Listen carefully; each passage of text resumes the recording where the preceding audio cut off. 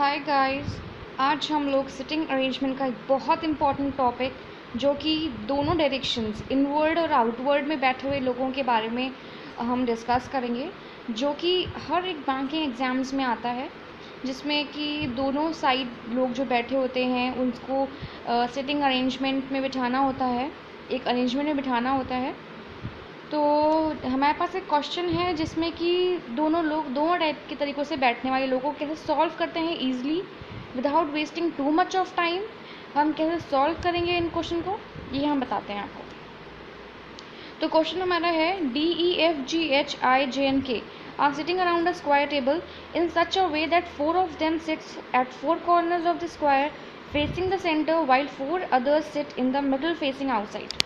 Okay, इसमें ये कह रहा है कि हमको स्टेप बाय स्टेप काम करना है। हमको एक स्क्वायर बनाना है।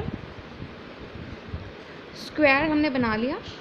अब स्क्वायर में वो ये कह रहा है कि 4 लोग जो हैं वो बाहर फेस किए हुए हैं और जो 4 लोग हैं वो जो अंदर फेस किए हुए हैं। जो कॉर्नर्स पे बैठे लोग हैं ये लोग फेस इनसाइड है इनका, और जो लोग बाहर को फेस करके बैठे हैं वो लोग मिडिल में बैठे हैं। तो हमने ऐसा डायग्राम फटाफट बना लिया जैसे ये बोला गया। देन क्या है, हमें क्वेश्चन पढ़ना शुरू करना होगा, लेकिन उससे पहले एक बहुत इंपॉर्टेंट इन्फॉर्मेशन को जानना ज़रूरी है।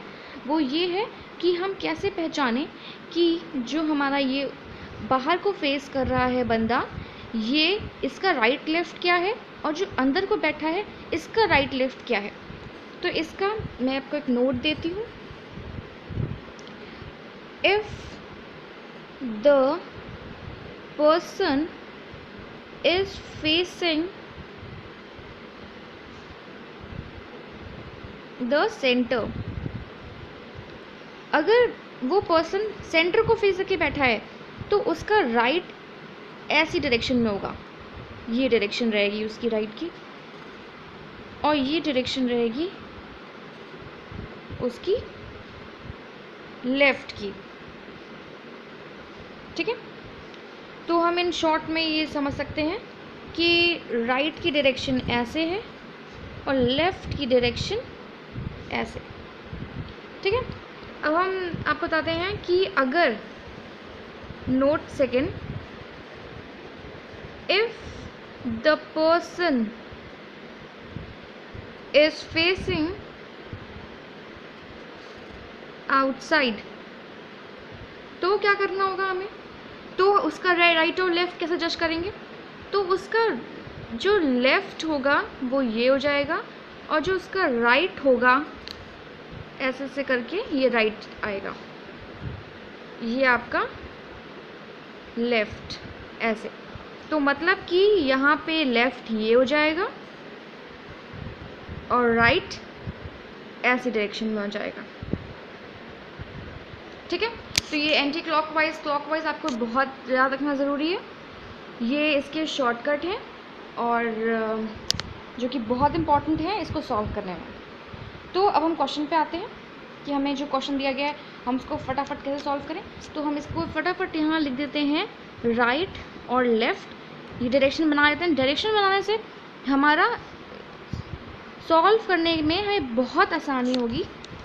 तो हमने बना लिया, ये हमारा चीज़ें आउटसाइड बैठे हुए लोगों के लिए होती हैं और ये डायरेक्शन हमारे लिए इनसाइड बैठे हुए लोगों के लिए होती हैं। ठीक है, तो हमें ज़्यादा दिक्कत नहीं होगी। तो क्वेश्चन पढ़ते हैं स्टेप बाय स्टेप, और तुरंत step by step he solve करते हैं, तभी क्वेश्चन हमारा हो पाए। Let's start. D sits third to the right of I। ठीक है, हमने ये पढ़ लिया कि D राइट के I के थर्ड राइट बैठा हुआ है, लेकिन आई को हम कहाँ बिठाएं, ये बात भी है। Who is not facing the centre, इसमें लिखा है कि जो आई है वो आई सेंटर को फेस नहीं किए हुआ है। तो मतलब ये है कि अगर सेंटर को फेस नहीं किया है तो हम उसे आउटसाइड में कहीं बिठा सकते हैं। हम उसको यहाँ बिठा सकते हैं, यहाँ भी, यहाँ भी, यहाँ भी, पर मैं इसको आउटसाइड पे बिठाती हूँ, यहाँ पे। ठीक है, अब आई के थर्ड राइट कहाँ है, तो राइट आई आउटसाइड बैठा है, तो आउटसाइड का डायरेक्शन क्या होगा, राइट का ये होगा। तो डायरेक्शन इस साइड आ रहा है, तो मतलब 1 2 3 थर्ड राइट में बैठा है, ये हो गया D यहाँ पे। ठीक है, अब हम नेक्स्ट लाइन पढ़ेंगे। नेक्स्ट लाइन कहती है H is not an immediate neighbour of either immediate neighbour of I और D। H ना ही इमीडिएट नेबर है I का, यहाँ H नहीं आएगा, यहाँ H नहीं आएगा, और ना ही D का है, यहाँ H नहीं आएगा, यहाँ H नहीं आएगा। तो H कहाँ आएगा? H या तो यहाँ आ सकता है या तो यहाँ आ सकता है, दो चीज़ें हैं। इसमें कंडीशंस बहुत बनती है और कंडीशंस को बहुत ध्यान में रखना है, क्योंकि कंडीशंस अगर आपने पकड़ ली तो आप सब कर ले जाओगे।